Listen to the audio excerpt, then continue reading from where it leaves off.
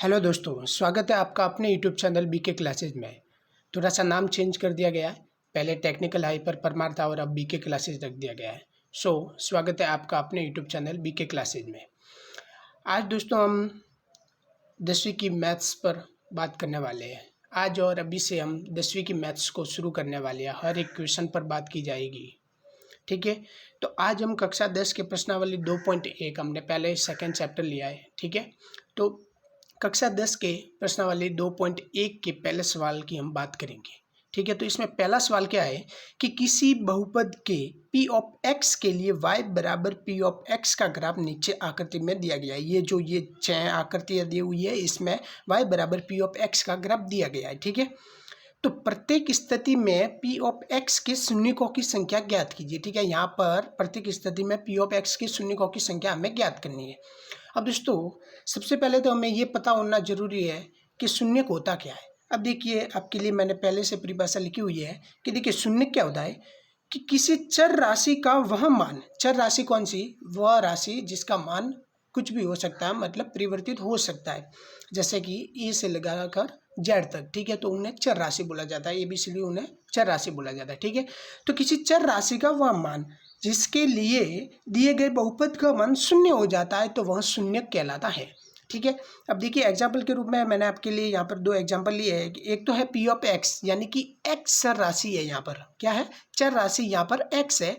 तो x चर राशि का ये जो बहुपद है p ऑफ x बराबर x प्लस 2। तो यहाँ पर देखिए यदि मैं x बराबर -2 रखता हूँ, x बराबर -2 रखता हूँ, तो देखिए p of -2 is equal to क्या होगा, -2, x की जगह हमने -2 रखा, ठीक है।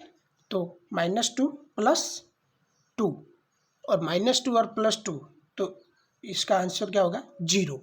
तो यहाँ पर x का मान -2 रखने पर ये जो x चर राशि का बहुपद था उसका मान 0 हो गया। तो यहाँ पर x का मान ये जो -2 है ये इस बहुपद के लिए शून्य का काम करेगा, ठीक है। इसी प्रकार देखिए एक और हमने एग्जाम्पल ले लिया कि p ऑफ y, यहाँ पर चर राशि y है, हमने y चर राशि का बहुपद लिया, ठीक है। तो इसमें देखिए कि p of y is equal to y square minus y। तो यहाँ पर यदि हम y बराबर 1 रखते हैं, तो देखिए p ऑफ 1, ठीक है, y की जगह हम क्या रख रहे हैं, 1, y का मान 1 रख रहे हैं, ठीक है। p of 1 is equal to y का स्क्वायर यानी कि 1 का स्क्वायर माइनस y यानी कि 1, ठीक है। तो ये p ऑफ 1 इसका मान क्या आया, अब 1 का स्क्वायर तो 1 ही होता है और माइनस का 1, तो इक्वल टू 0। यानी कि यहाँ पर भी जब हमने y का मान 1 रखा तो ये p ऑफ y यानी कि y चर राशि के बहुपद का मान यहाँ पर 0 आया। इसका मतलब यहाँ पर y बराबर 1 यानी कि y का एक जो मान रखा गया है ये इस बहुपद के लिए 0 का काम करेगा। बहुपद तो आप जानते हैं ये y स्क्वायर माइनस y और x प्लस 2 ये यहाँ पर बहुपद है, ठीक है। तो देखिए कि यहाँ पर हमें बोला, अब देखिए कि शून्य क्या होता है कि किसी चर राशि का वह मान जिसके लिए दिए गए बहुपद का मान 0 हो जाता है। अब देखिए कि यहाँ पर तो हमें, यहाँ पर जो हमें दिए गया है ये आकृतियाँ दी गई है, यहाँ पर कोई बहुपद नहीं दिया गया है।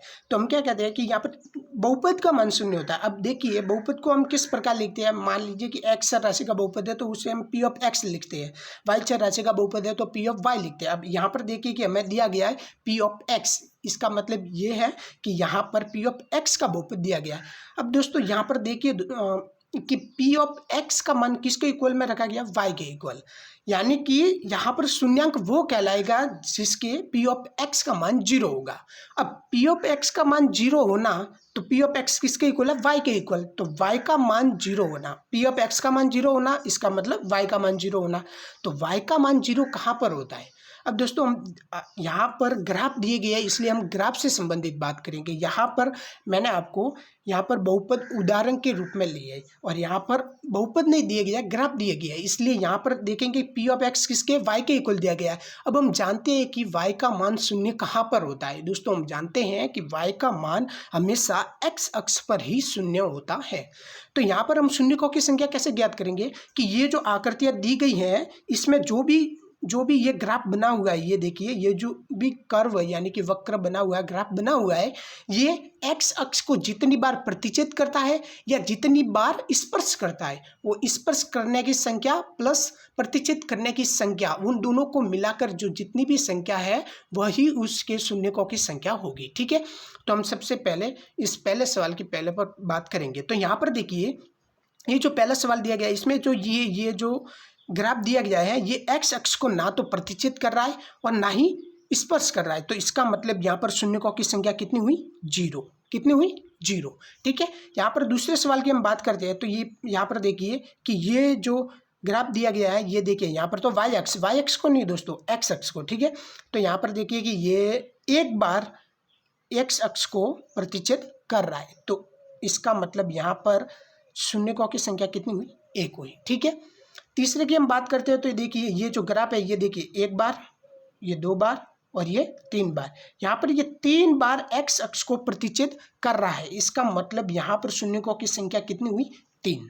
ठीक है, अब देखिए कि चौथे में हम बात करते हैं। तो देखिए, ये जो ग्राफ है, ये देखिए, एक बार और ये 2 बार। इसका मतलब यहाँ पर शून्यकों की संख्या कितनी हुई? 2 हुई। कितनी हुई? 2। ठीक है, अब देखिए हम पांचवें की बात करते हैं। पांचवें की बात करते हैं, ये जो ग्राफ है, ये देखिए, एक्स अक्ष को कितनी बार प्रतिच्छेद कर रहा है? एक बार, 2 बार, 3 बार और ये 4 बार। तो यहाँ पर शून्यकों की संख्या कितनी हुई? 4 बार, क्योंकि ये 4 बार एक्स अक्ष को प्रतिच्छेद कर रहा है मतलब काट रहा है। ठीक है, अब देखिए कि छठे में हम बात करते हैं। तो यहाँ पर देखिए कि ये एक्स अक्ष को एक बार तो प्रतिच्छेद कर रहा है, ये जो छठे में जो ग्राफ बना हुआ है, ये एक्स अक्ष को एक बार तो प्रतिच्छेद कर रहा है और ये 1 और ये 2, ये 2 बार स्पर्श कर रहा है। तो मैंने आपको पहले ही बताया कि स्पर्श करने की संख्या प्लस प्रतिच्छेद करने की संख्या, तो जितनी संख्या बनती है वही वहां पर शून्य की संख्या होती है। ठीक है, तो यहाँ पर देखिए कि एक बार तो यहाँ पर प्रतिच्छेद कर रहा है और ये यहाँ पर 2 बार यहाँ पर स्पर्श कर रहा है। तो इसका मतलब 1 2 3, यहाँ पर कितने शून्यकों की संख्या कितनी हुई? 3 हुई। ठीक है, तो इस प्रकार ये 2.1 का ये पहला जो क्वेश्चन है ये कंप्लीट होता है। और 2.1 में एक ही सवाल है दोस्तों, तो इसका मतलब 2.1 हमारे कंप्लीट होती है। ठीक है, अगली वीडियो में हम 2.2 पर बात करेंगे। ठीक है, तो यदि आप चैनल पर नए हो तो चैनल को सब्सक्राइब कर लीजिए। ठीक है, और वीडियो को लाइक, कमेंट और शेयर करना ना भूलें। ओके, धन्यवाद।